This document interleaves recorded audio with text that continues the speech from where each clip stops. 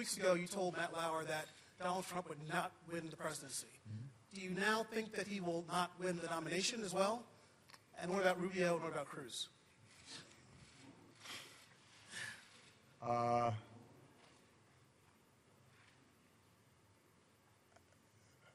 think foreign observers are troubled by some of the rhetoric that's been taking place in these Republican primaries and Republican debates.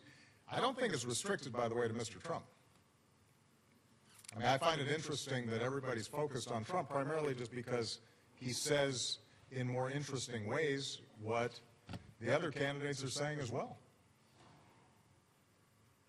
So he may up the ante in anti-Muslim sentiment, but if you look at what the other Republican candidates have said, that's pretty troubling too. He may express strong anti-immigration sentiment, but you've heard that from the other candidates as well. You've got a candidate who sponsored a bill that I supported to finally solve the immigration problem, and he's running away from it as fast as he can. They're all denying climate change. I think that's troubling to the international community, since the science is unequivocal. And, you know, the other countries around the world, they kind of count on the United States being on the side of science and reason and common sense, because they know that if the United States does not act on big problems in smart ways, nobody will. But this is not just Mr. Trump. Look at the statements that are being made by the other candidates. There's not a single candidate in the Republican primary that thinks we should do anything about climate change, that thinks it's serious. Well, that's a problem. The rest of the world looks at that and they says, how can that be? I'll leave it to you to speculate on how this whole race is going to go. I continue to believe Mr. Trump will not be president.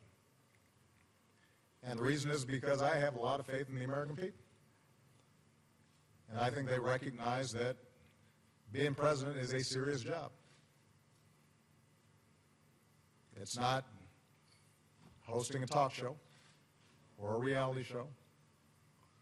It's not promotion. It's not marketing. It's hard. And a lot of people count on us getting it right. And it's not a matter of pandering and doing whatever will get you in the news on a given day. And sometimes it requires you making hard decisions even when people don't like it. And doing things that are unpopular. And standing up for people who are vulnerable but don't have some powerful political constituency. And it requires being able to work with leaders around the world in a way that reflects the importance of the office and gives people confidence that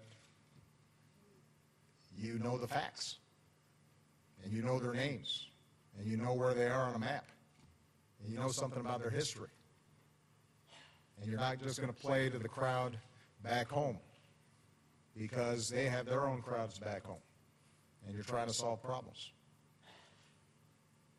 And so, yeah, during primaries, people vent, and they express themselves, and it seems like entertainment, and oftentimes it's reported just like entertainment. But as you get closer, reality has a way of intruding.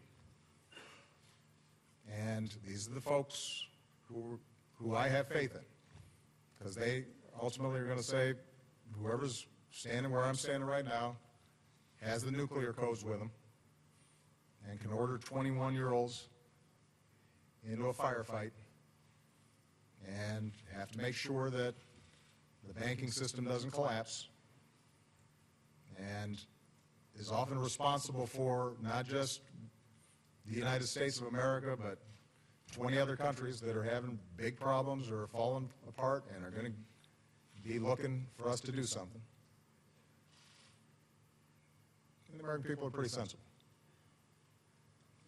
And I think they'll make a sensible choice in the end. All right?